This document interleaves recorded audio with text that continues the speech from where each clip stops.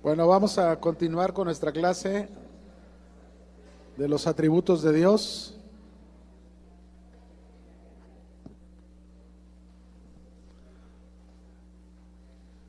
Y vamos a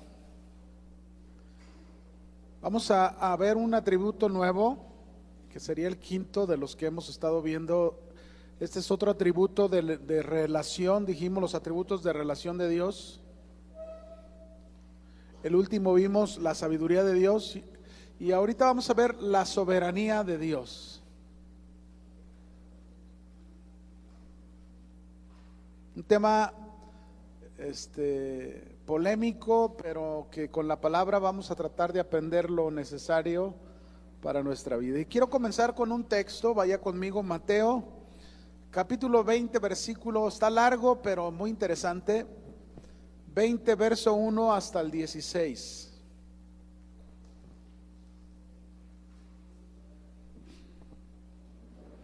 Esta es una parábola. Y vamos a ver qué se nos enseña en esta parábola, ¿sí? Mateo 20, verso 1 al 16, por favor. ¿Listos? ¿Lo tienen? Vamos a leer. Dice Jesús: porque el reino de los cielos es semejante a un hombre, padre de familia, que salió por la mañana a contratar obreros para su viña. Y habiendo convenido con los obreros en un denario al día, los envió a su viña.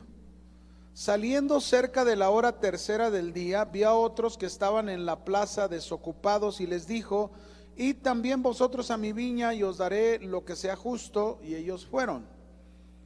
Salió otra vez cerca de la hora sexta y novena e hizo lo mismo. Y saliendo cerca de la hora undécima, halló a otros que estaban desocupados y les dijo: ¿por qué no estáis aquí? Dice: ¿por qué estáis aquí todo el día desocupados?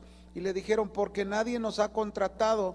Él les dijo: id también vosotros a la viña y recibiréis lo que es justo.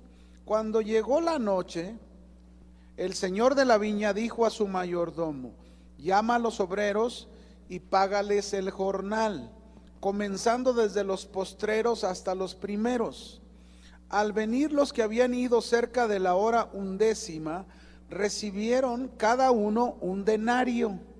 Al venir también los primeros, fíjense lo que hicieron los primeros, pensaron que habían de recibir más, pero también ellos recibieron cada uno, ¿cuánto recibieron? Un denario.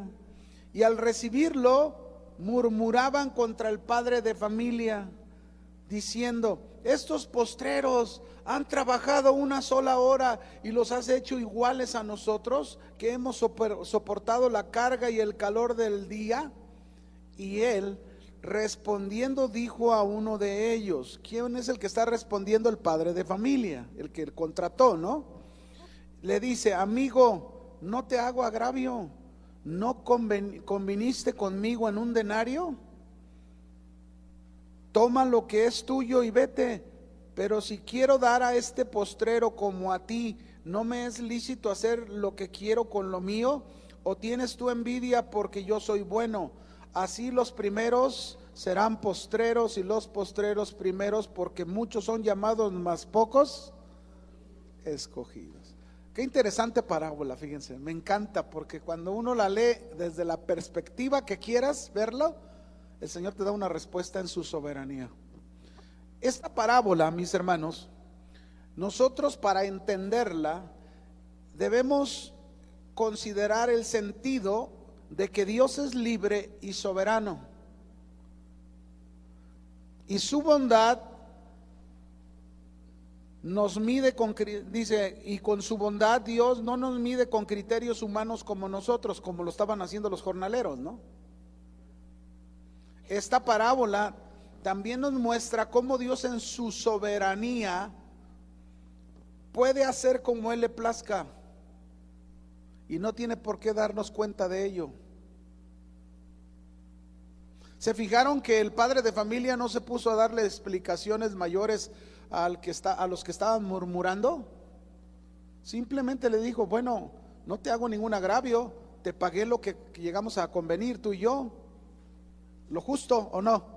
Si yo al otro que nada más trabajó una hora le quiero dar más, pues es mi decisión, es la decisión en este caso del padre de familia que representa o simboliza a nuestro Dios. Así que dijimos que también esta parábola nos muestra cómo Dios en su soberanía puede hacer como Él le plazca y no tiene por qué darnos cuenta de ello.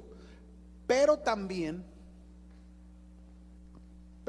tenemos que poner esta cláusula para entender. Pero también decida lo que Dios decida lo que Dios decida, siempre lo hará en base a su justicia, a su amor y a su verdad.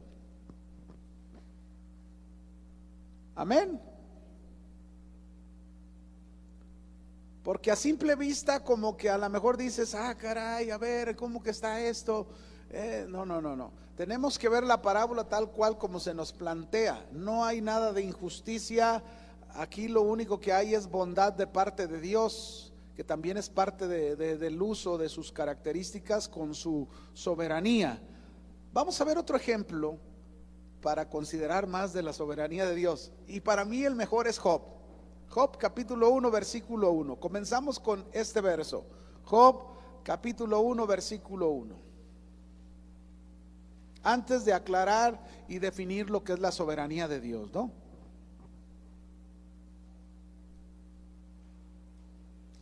¿Ya lo tienen? Job 1:1.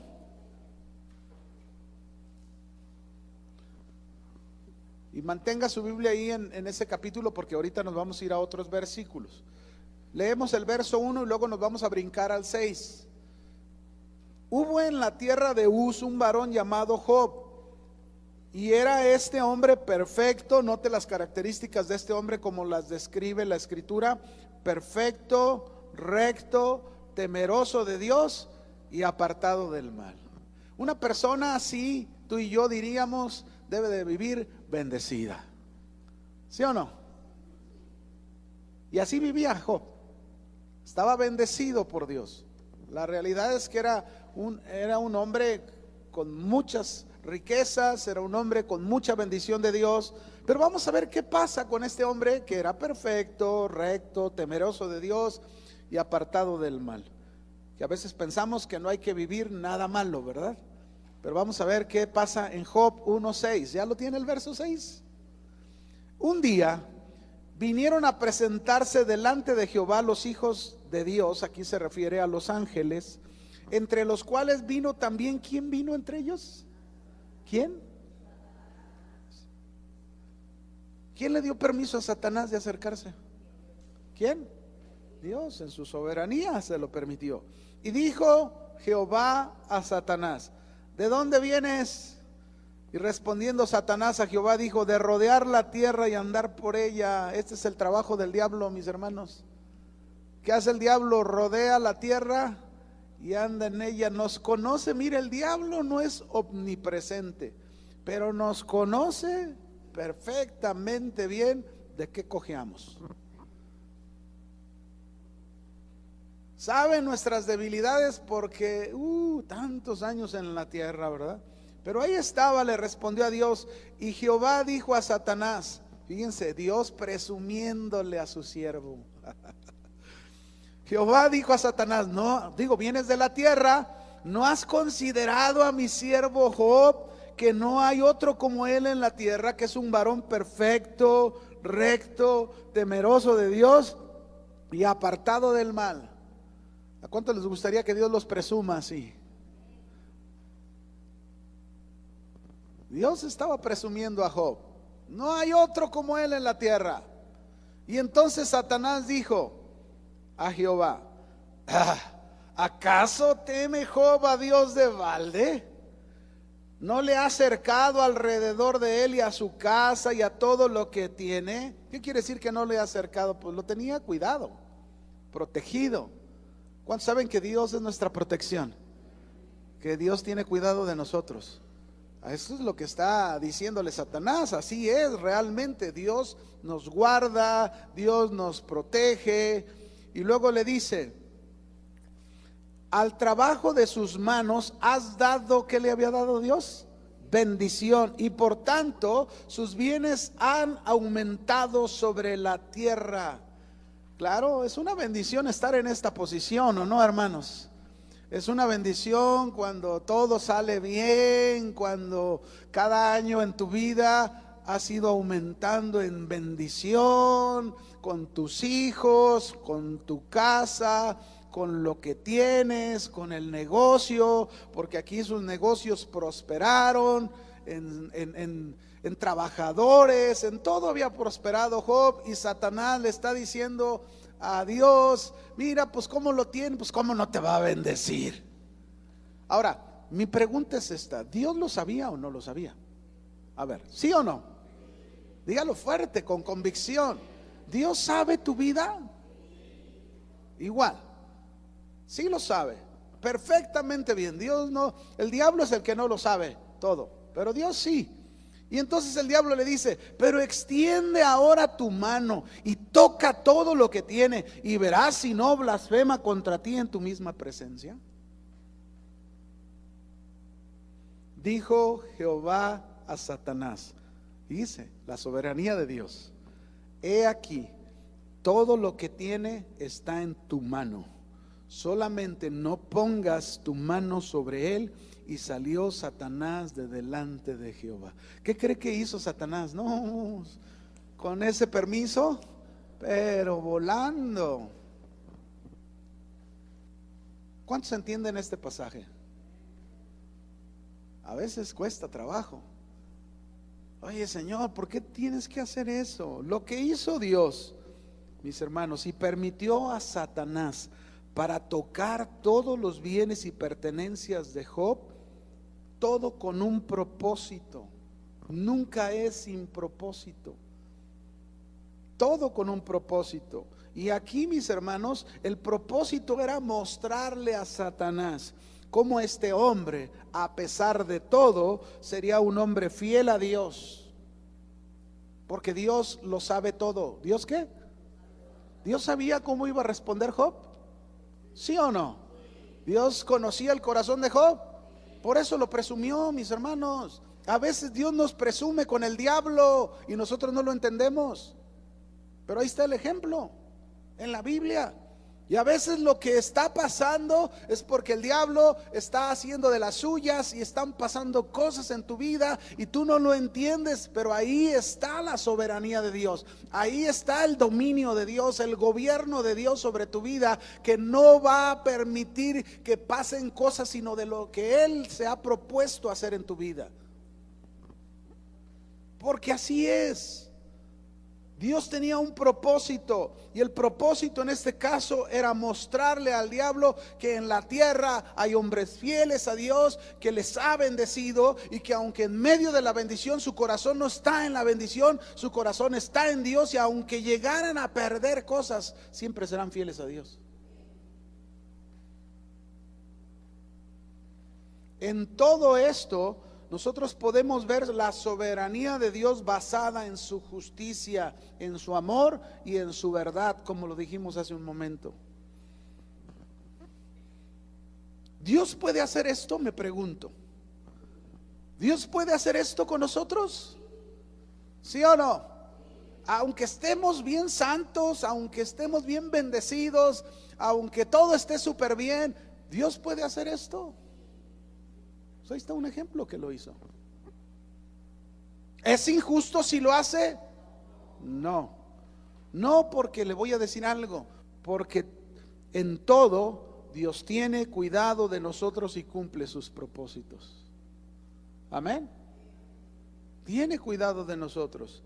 Pero, mis hermanos, si existe un tema difícil de entender en la Biblia, y a la vez importante para la vida de todo cristiano, es precisamente este atributo de Dios conocido como su soberanía.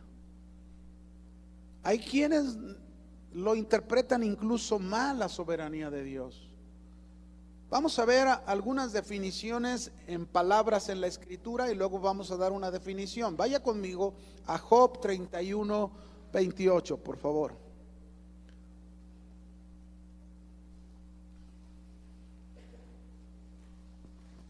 Job 31:28. ¿Listos? ¿Lo tienen? Dice ahí el 28 del 31 en Job: esto también sería maldad juzgada, porque habría negado al Dios que soberano.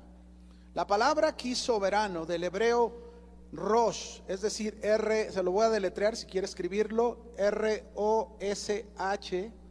Esa es la palabra hebrea por la cual se traduce soberano, Rosh. Esta palabra en hebreo significa gobernador, principal en autoridad, cabeza. Eso es lo que significa esta palabra hebrea.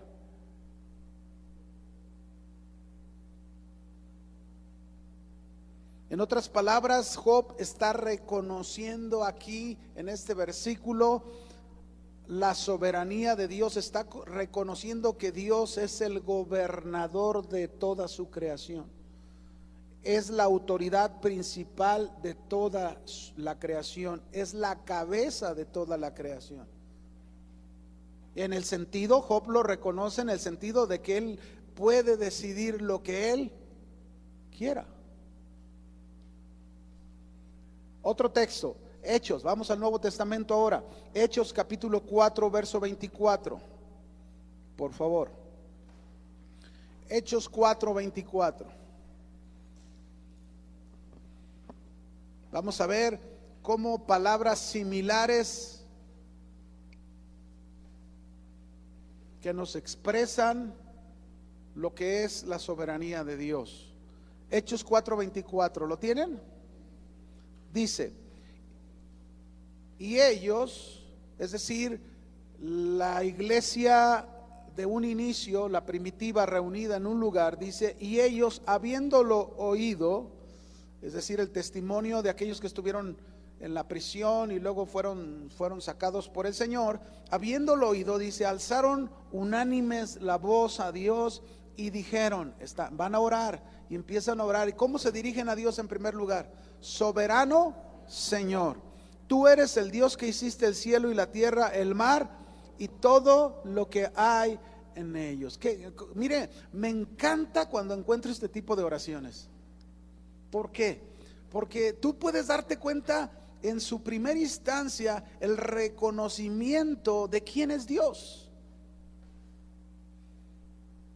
No es una oración mecánica nada más, no es una oración monótona, simplemente es una oración de corazón de esta iglesia que se dirige a Dios y en primer lugar lo reconoce como soberano Señor. La palabra soberano aquí viene de una palabra griega, se la deletreo, la palabra griega D-U-N-A, D de dedo, U-N-A, S-T-H, Dunach, D-U-N-A-S-T-H. Esta es la palabra griega que se traduce como soberano. Esta palabra en griego significa gobernante,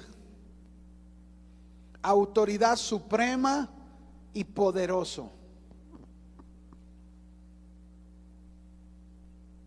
Es decir, la iglesia cuando está orando a este soberano Señor, está dirigiéndose, reconociendo que Dios es el gobernante de la creación. Dios es la autoridad suprema de la creación. Dios es el todopoderoso. Cuando dice poderoso es como diciendo el todopoderoso de toda la creación, porque le dicen, tú eres el que hiciste el cielo y la tierra, el mar y todo lo que en ellos hay.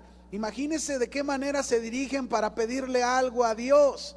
Si es como decir, Señor, si tú eres el gobernante de toda la creación, la autoridad suprema, el todopoderoso, que hiciste el cielo, la tierra, todo lo que hay en el mar, esto que te vamos a pedir no es nada para ti. ¿Con qué confianza, no? Ese es de la soberanía. Vamos a otro texto último, Judas 1:4.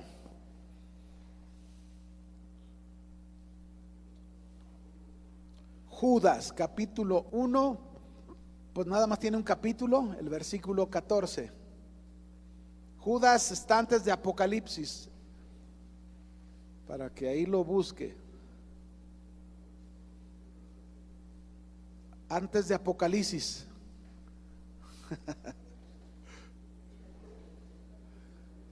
Algunos que cuesta trabajo pronunciar, mejor dicen, en el libro de las Revelaciones. ¿Ya tienen Judas 1:14 les dije? 4, qué bueno. Dice, porque algunos hombres han entrado encubiertamente, los desde antes habían sido destinados para la condenación, hombres impíos que convierten en libertinaje la gracia de nuestro Dios y niegan a Dios, al único, ¿qué dice? Soberano, y a nuestro Señor Jesucristo. Aquí la palabra griega por soberano se traduce como la misma palabra Señor. Si se fijan, dice a nuestro Señor Jesucristo también la palabra soberano, que es Kurios, con K, Kurios. Algunos le pronuncian como Kyrios, ¿verdad?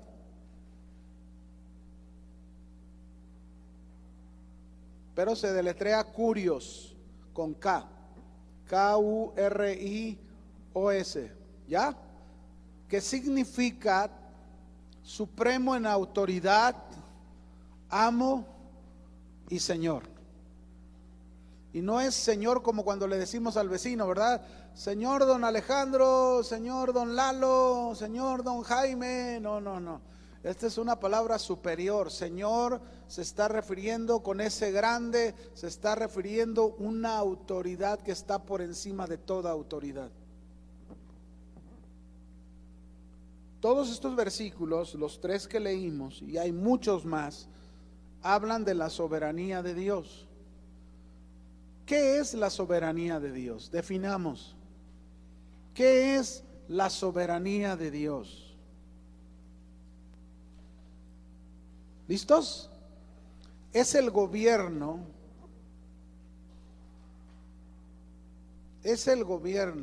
la autoridad y señorío. Es el gobierno, la autoridad y señorío que Dios ejerce libremente sobre su creación. Que Dios ejerce libremente sobre su creación.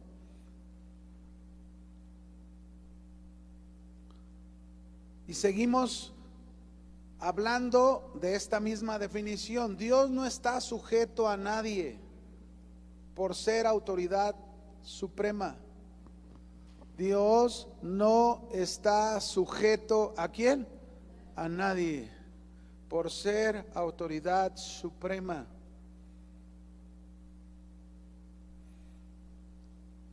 Otra expresión que ya la hemos mencionado: Dios no tiene que darle cuentas a nadie de lo que hace.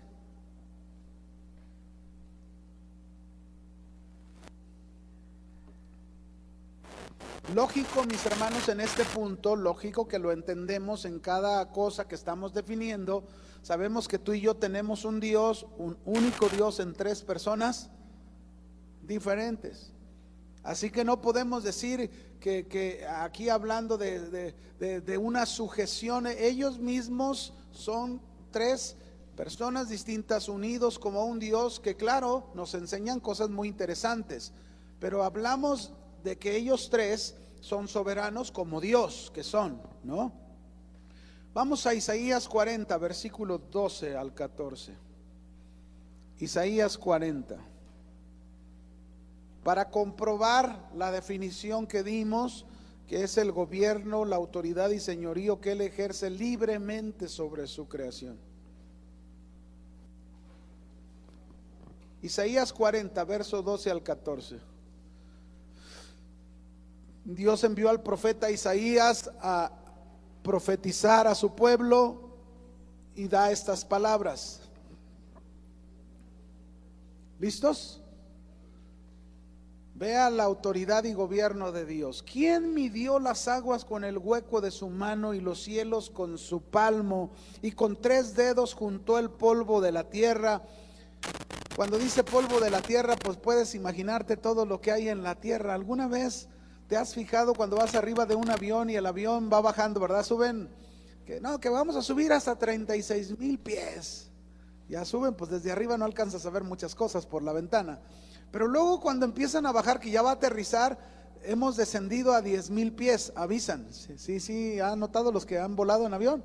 Pero ya cuando vas en 10,000 pies, sí alcanzas a ver los cerros, las montañitas. Pues Dios, ¿qué dice? ¿Con cuántos dedos los juntó todo eso? Con 3 dedos. Cosa que nosotros, imagínense nosotros si pensáramos en cruzar una de esas montañas de un lado a otro, ¿cuánto tiempo nos llevaría, no? Pero Dios juntó todo eso con 3 dedos, dice. Pesó los montes con balanza y con pesas los collados. ¿Quién enseñó al Espíritu de Jehová o le aconsejó enseñándole? ¿A quién pidió consejo para ser avisado?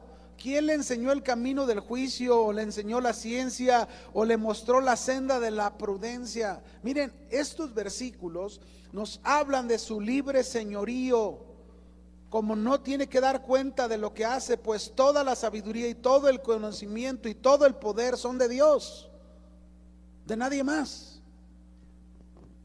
Amén. ¿Puede una nación, a lo mejor en la tierra, tener un poderío que para nosotros en lo humano decimos, es impresionante, ¿no? Pero nunca se va a comparar eso con la soberanía de Dios. Nunca se va a comparar eso con el poderío, con la sabiduría y con el conocimiento que tiene nuestro Dios. Amén. Nunca. Job capítulo 14, versículos 5 y 6.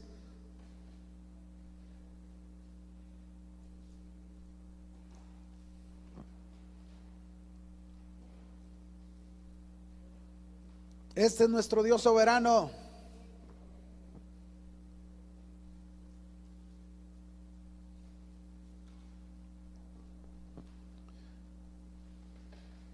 ¿Lo tienen? Job dice, ciertamente sus días están determinados, está hablando del hombre, y el número de sus meses está cerca de ti. Le pusiste, ¿qué le puso Dios? Límites de los cuales no pasará. Si tú lo abandonares, él dejará de ser, entre tanto deseará como el jornalero su día. Aquí está bien claro, mis hermanos, que el día de cada uno Dios lo ha determinado. Y cuando dice lo ha determinado, no quiere decir que Dios es el que decidió por nosotros. No. Está hablando que Dios lo conoce precisamente el día final de cada uno de nosotros. Por eso hay un límite. Por más que quieras tú vivir 180 años, no vas a poder. Si los que se te han limitado son 60. Si tú quieres vivir a lo mejor, no sé, 110 años y Dios en sus límites, porque Él lo sabe todo, tú vas a llegar hasta los 80, 85, así va a ser. Porque ese es nuestro Dios, ¿qué? Soberano. Por eso no se me olvida esa frase que yo ya les había mencionado de alguien que un día se acercó a Dios orando y le dijo, Señor, a mí no me corresponde saber si voy a vivir muchos años o pocos años. A mí eso no es lo que me corresponde, porque eso está en ti. Porque Señor, si tú me dieras una larga vida, pues yo me debo de gozar, porque mucho tiempo te puedo obedecer. ¿Sí o no? Eso es lo que le toca a Él, o nos toca a nosotros. Pero luego dice, Señor, pero si tú me das corta vida, muy poquitos años, pues también me voy a gozar, porque pronto estaré contigo. Así que mis hermanos, Dios ha puesto límites en su soberanía y hasta ahí vamos a llegar. Esa es la soberanía de Dios. Dios en su libre soberanía y en su conocimiento anticipado de las cosas ha determinado un día para los hombres, y no es de la manera como nosotros lo vemos, porque nosotros lo vemos y mire, por ejemplo, aquí en la colonia del Fresno yo viví 24 años y había un hombre que tenía más vidas que ni un gato. Así le decíamos, ¿verdad? No, ya estaba baleado por acá, ya estaba acuchillado por acá. Pero siempre ahí iba a visitar un hermano que se ponía en el tianguis, me acuerdo, y luego diario lo veía. ¿Qué onda, Celso? ¿Cómo estás? No, pues aquí andamos todavía. Híjole. Y ahora sí, por ahí se oía, ahora sí, hasta aquí llegó el Celso. Y luego a la siguiente semana, ahí lo veía ya caminando con todos sus parches. Y alguien pudiera decir, por ejemplo, alguien, un hermano bien portado, bien todo, y de repente, ¿qué le pasó al hermano? Pues ya se fue con el Señor. A ver, ¿cómo que está aquí? No me cabe en la cabeza por qué los buenos se van y por qué los malos duran tantos años. Bueno, a veces es así o a veces es al revés. A veces un malo se va rápido y a veces un bueno Dios lo deja muchos años. Pero tienes que verlo desde la perspectiva de la soberanía ¿de quién? De Dios. Por eso nosotros como creyentes, conociendo a nuestro Dios soberano, si nos da muchos años, pues gózate en obedecerlo, pero de veras obedécelo. Amén. Y si te da pocos años y ya estamos a punto, digo, me voy a incluir para que no se sienta usted mal, ¿verdad? Porque ya nos está quitando la vida. Pues si nos da pocos años y ya nos tenemos que ir, Señor, gracias, me gozo porque ya pronto te veré. Amén. ¿O no es así, hermanos? ¿O todavía le tiene miedo a la muerte usted? No, usted no debe tenerle miedo a nada. Amén. Ok, Isaías 14, verso 26.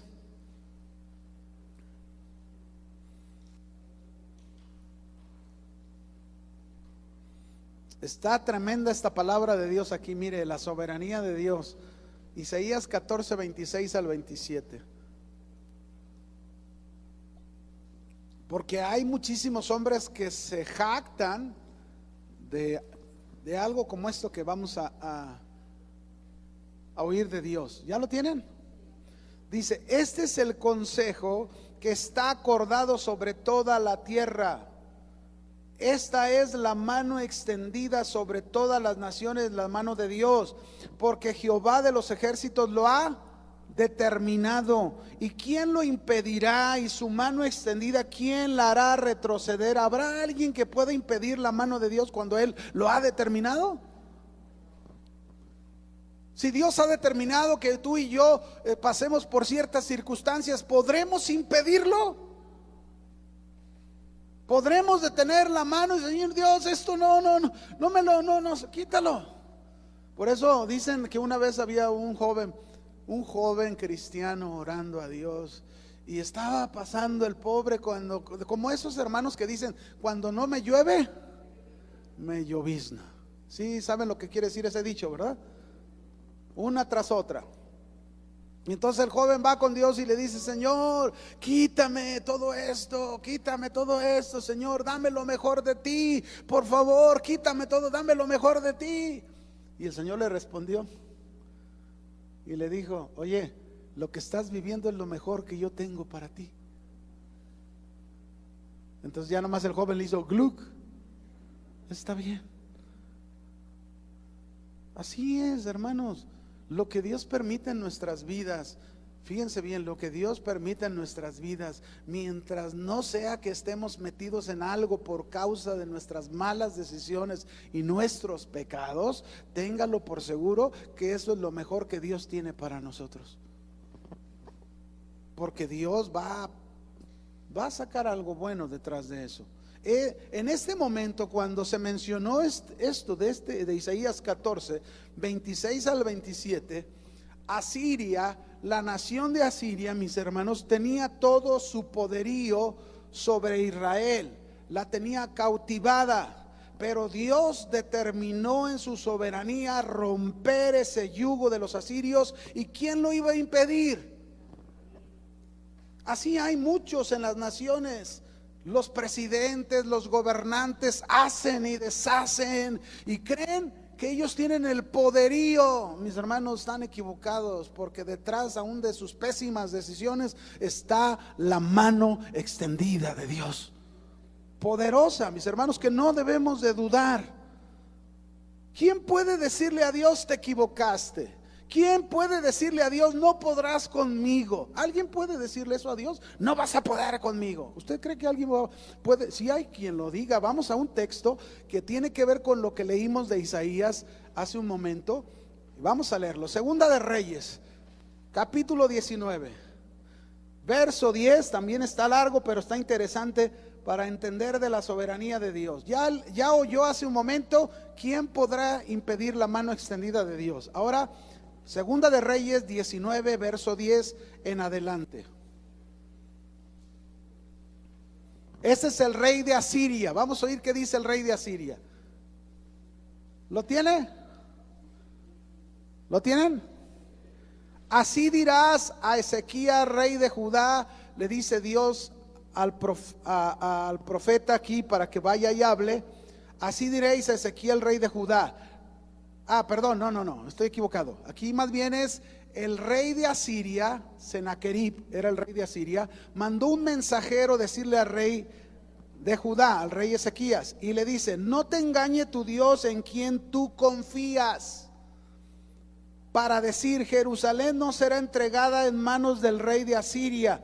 He aquí, tú has oído lo que han hecho los reyes de Asiria a todas las tierras, destruyéndolas, y escaparás tú. ¿Acaso libraron sus dioses a las naciones que mis padres destruyeron? Esto es, a Gozán, Harán, Rezeb y los hijos de Edén que están en Talasar. ¿Dónde está el rey de Amad, el rey de Arfat, el rey de la ciudad de Safarbaim, de Ena y de Iba? Y tomó Ezequías las cartas de mano de los embajadores, y después que las hubo leído, subió a la casa de Jehová y extendió Ezequías, las extendió delante de Jehová. Y oró Ezequías delante de Jehová diciendo: Jehová, Dios de Israel, que moras entre los querubines, solo tú eres Dios de todos los reinos de la tierra. Tú hiciste el cielo y la tierra. Inclina, oh Jehová, tu oído y oye. Abre, oh Jehová, tus ojos y mira y oye las palabras de Senaquerib, que ha enviado a blasfemar al Dios viviente. En verdad, oh Jehová, que los reyes de Asiria han destruido las naciones y sus tierras, y que echaron al fuego a sus dioses, por cuanto ellos no eran dioses, sino obra de manos de hombres, madera o piedra, y por eso los destruyeron. Ahora pues, oh Jehová, Dios nuestro, sálvanos, te ruego, de su mano, para que sepan todos los reinos de la tierra que solo tú, Jehová, eres Dios. Entonces Isaías, hijo de Amós, envió a decir a Ezequías, fíjese, así ha dicho Jehová, Dios de Israel: lo que me pediste acerca de Senaquerib, rey de Asiria, he oído. Esta es la palabra que Jehová ha pronunciado acerca de él. La virgen, hija de Sión, te menosprecia, te escarnece. Detrás de ti mueve su cabeza la hija de Jerusalén, a quien has vituperado y blasfemado, y contra quien has alzado la voz y levantado en alto sus ojos, contra el Santo de Israel. Por mano de tus mensajeros has vituperado a Jehová y has dicho: con la multitud de mis carros he subido a las alturas de los montes, a lo más inaccesible del Líbano. Cortaré sus altos cedros, sus cipreses más escondidos. Me alojaré en sus más remotos lugares, en el bosque de sus feraces campos. Yo he cavado, bebido las aguas extrañas, he sacado con las plantas de mis pies todos los ríos de Egipto. Eso es lo que está hablando del orgullo y la altivez del rey Senaquerib. Y luego dice en el verso 25: ¿nunca has oído que desde tiempos antiguos yo lo hice, y que desde los días de la antigüedad lo tengo ideado? Ahora lo he hecho venir, y tú serás para hacer desolaciones, para reducir las ciudades fortificadas a montones de escombros. Sus moradores fueron de corto poder, fueron acobardados y confundidos. Vinieron a ser como la hierba del campo y como hortaliza verde, como heno de los terrados marchitado antes de su madurez. He conocido tu situación y tu salida y tu entrada y tu furor contra mí, por cuanto te has airado contra mí, por cuanto tu arrogancia ha subido a mis oídos. Yo pondré mi garfio en tu nariz y mi freno en tus labios, y te haré volver por el camino por donde viniste. ¿Alguien puede con Dios? Este hombre se jactaba ¿Y saben qué hizo Dios? Lo mandó a desolaciones. Los japoneses, mis hermanos, déjenme decirles, los japoneses construyeron edificios tan grandes muchos años atrás y se jactaban, se los digo porque en noticias salió esto, ¿no? Se jactaban de tener los cimientos que ellos habían puesto en sus edificios como en ningún otro lugar. Ellos decían, ningún terremoto los puede derribar. Eso decían. Aún ni Dios, se atrevieron a decir. Meses más adelante, mis hermanos, tuvieron uno de los peores terremotos increíbles que derribó muchos de sus edificios. El Titanic. El dueño llegó a decir cuando lo construyeron y en su primer viaje, este barco ni siquiera Dios lo puede hundir. Y un hielito chiquito, pequeñito, lo hundió. No podemos provocar, no podemos jugar con la soberanía de Dios. Usted y yo, al conocer la soberanía de Dios, lo que nos debe de producir en nuestro corazón es someternos al señorío de nuestro Dios. Amén. Es triste, pero a veces hay pensamientos tan erróneos. Por ejemplo, hay pensamientos erróneos que encontramos acerca de la soberanía de Dios con preguntas como estas: ¿por qué Dios? ¿Por qué a mí? ¿Te equivocaste? La sabiduría del hombre, mis hermanos, ha tratado de demostrar, aunque no ha logrado, cuán equivocado está Dios. Cuando la verdad es cuán equivocado está el hombre. El hombre se afana en culpar a Dios y encontrar, y por eso vemos películas, se han hecho películas inclusive como la de los renglones torcidos de Dios o la cara injusta de Dios. Es el hombre en su rebelión que saca todo esto. ¿Y cuándo surgen este tipo de preguntas? Bueno, pues por muchas cosas, ¿verdad? Uno porque dice, si Dios tuviera todo el poder, entonces ¿por qué no acaba con toda la maldad de una vez por todas? Porque acabaría contigo, mijo, en primer lugar. Simple y sencillamente, ¿sí o no? Miren, cuando una persona, mis hermanos, ha perdido un ser muy querido en un accidente o en un momento inesperado, surgen este tipo de cuestionamientos. ¿Por qué Dios? ¿Por qué a mí? Cuando alguien ha tenido una mala experiencia en un embarazo y un nacimiento con un bebé con problemas o con deformidades, surgen este tipo de preguntas. ¿Por qué yo? ¿Por qué a mí? Cuando alguien pasa por una enfermedad difícil, por una enfermedad que le han diagnosticado que ya es incurable y te queda poco tiempo de vida, comienzan las preguntas y los cuestionamientos. Mis hermanos, tenemos un Dios soberano que tiene dominio y tiene control sobre todas las cosas, que no te garantiza en todo momento que va a traer sanidad, que no te garantiza que... ¿Por qué? Porque son sus decisiones. Amén. Él sana a quien Él quiere. Él hace milagros extraordinarios cuando Él quiere. Hay un caso de un libro que yo leí hace muchos años, un testimonio de una joven. El libro se llama precisamente Jenny. Una joven hija de pastores cristianos. Este libro desde soltero, imagínense, tengo 32 años, ya voy para 32 años casado, pues es un libro viejito. No sé si todavía viva ella, pero esta joven, aunque nació en un ambiente familiar cristiano, realmente su vida no la había entregado a Dios. Ella tenía como cerca de 19, 20 años cuando con sus amigos y amigas fueron a una laguna de paseo para nadar, y ella se arrojó de la barca mal, equivocadamente. Se echó un clavado de la barca y cuando se echó cayó mal de tal manera que quedó desde ese momento cuadraplégica. ¿Cuadriplégica se dice? Ok, cuadraplégica, así quedó. Sus primeros años, pues puedes imaginar qué difícil fue, sin conocer a Dios. Sabía, recordaba lo que sus padres le habían enseñado, pero el no poder mover nada en su cuerpo más que su pura cabeza. No fue fácil para ella entender lo que estaba pasando, pero detrás de ese suceso estaba la mano extendida de Dios, la soberanía de Dios, que Dios usó aquel suceso, aquel acontecimiento, no que Dios lo permitió, o que Dios lo mandó, no, porque a veces, mis hermanos, nosotros mismos tomamos decisiones equivocadas y fallamos en esas decisiones, hacemos cosas locas, como quizás esta jovencita lo hizo en ese momento, y después de esa situación Dios usó su circunstancia.